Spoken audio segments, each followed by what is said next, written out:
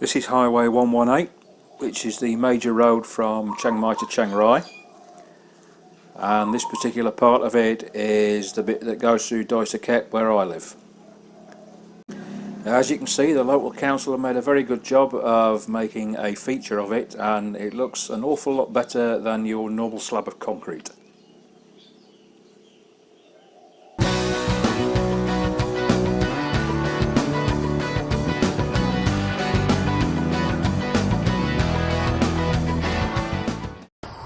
Good morning.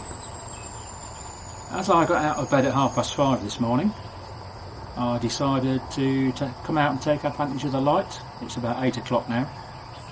So I've actually come down to Doi Saket Lakes, which is where I filmed Loy Khratong last year. It's a lot more peaceful now than it was then. If this is your first visit to my channel, please consider subscribing. Hit the subscribe icon, and if you click the bell as well, that will ensure that when I post any new videos you'll be notified. Okay, let's have a look round and we'll get the drone up as well.